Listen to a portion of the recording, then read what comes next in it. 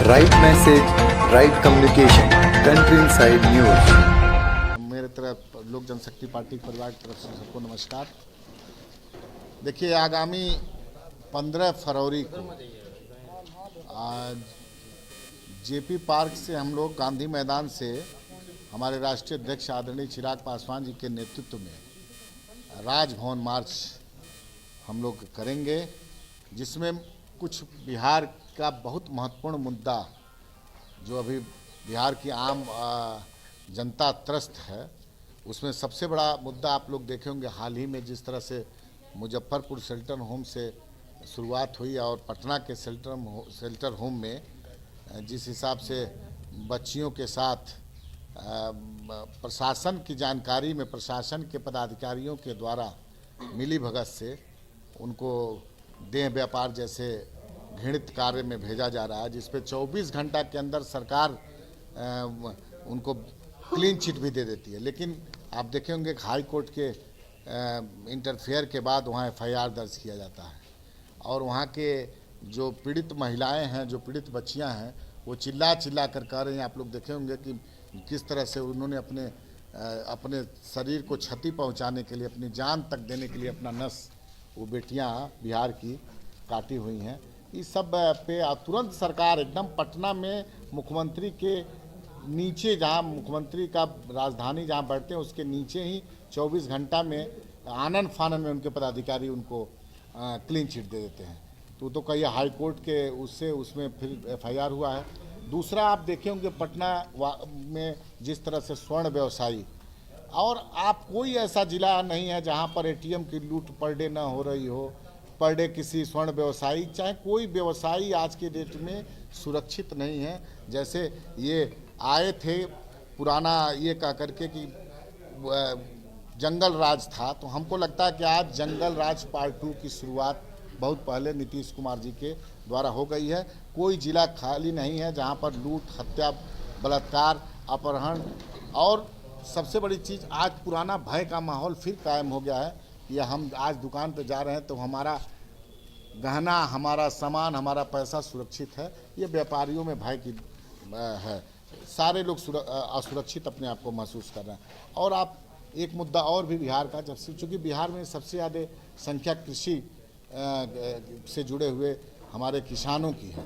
आप देखे होंगे किसानों की जिस तरह से हर जिले में खाद को लेकर के खाद नहीं मिल रहा है, काला बाजारी से आपको खाद दम उपलब्ध है, लेकिन मानक मूल्य से बढ़ा चढ़ा करके काफ़ी, मतलब हर बोरे पे जो 50 किलो का वजन का होता है उस पर हमको लग रहा है 300-400 तक ब्लैक मार्केटिंग सरकार के पदाधिकारी की मिली भगत से हो रही है। चूँकि मैं इसलिए कह रहा हूँ कि बिना सरकार के पदाधिकारी की मिली भगत से कोई कालाबाजारी नहीं कर सकता है। नीतीश कुमार जी हमारे यहाँ के नौजवानों को 19 लाख रोजगार बोले थे। आप लोगों के सामने मालूम है कि किसी को रोजगार मिला नहीं, और सब बिहार के विशेषकर युवा आज रोजगार की तलाश में भटक रहे हैं, अपना हक मानने आए हैं। जैसे आप देखे होंगे कुछ दिन पहले वार्ड सचिव लोग अपना हक मानने गए थे कि 5 साल उनसे काम कराया गया, वार्ड के अंदर सचिव बना करके उनको कुछ भी सरकार के द्वारा अनुदान भी नहीं मिला, और यहाँ आकर के वो हक मारने के लिए अपना आंदोलन कर रहे थे तो पुलिस बर्बर तरीके से उनके लाठी से पीट करके मतलब उनको लहूलुहान कर दी। ये धरती, पटना की धरती खून की होली उस दिन खेली थी।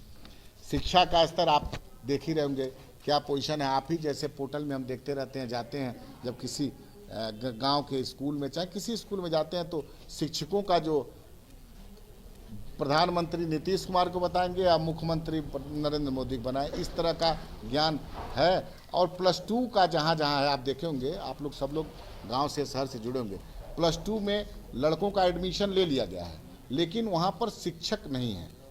10th के नीचे वाले शिक्षक उनको पढ़ा रहे हैं, नामांकन करा दिया गया है। वो लोग बाध्य हैं कि बाहर कोचिंग करके पढ़ें, नामांकन मजबूरी है वहाँ पर उन बच्चों का, लेकिन वहाँ पर शिक्षक नदारत है। सरकार का कोई ध्यान नहीं है। शिक्षा और स्वास्थ्य दोनों में सरकार एकदम फिसड्डी है। लेकिन मानने दो व्यवस्था जो महत्वपूर्ण चीज़ है, दोनों में एकदम वो है। जब कुछ ये फ्लॉप होते हैं जब इनके पास कुछ रास्ता नहीं हुआ तो बिहार की जनता का ध्यान डाइवर्ट करने के लिए विशेष राज्य दर्जे का एक मांग शुरू कर देते हैं। इनको और कुछ नहीं मिलता। जब देखते हैं जनता जनार्दन आज के डेट रोड पर कहीं से सुरक्षित नहीं है, बेरोजगारी का आलम हो, तब ये उठा लेते हैं कि ये विशेष राज्य का दर्जा। अभी आप देखे होंगे कुछ दिन पहले सदन में हम सांसद एक हमारे बिहार के ही जिस तरह उठाए थे कि 6,600 करोड़ रुपया इनको मिला है, उसमें 1 रुपया भी की निकासी नहीं हुई है। और ये जो केंद्र सरकार से पैसा मिलता है उसका भी सदुपयोग नहीं करते हैं। सिर्फ यहाँ के अपराध, बेरोजगारी, 6,600 करोड़ रुपया इनको मिला है, उसमें 1 रुपया भी की निकासी नहीं हुई है। और ये जो केंद्र सरकार से पैसा मिलता है उसका भी सदुपयोग नहीं करते हैं।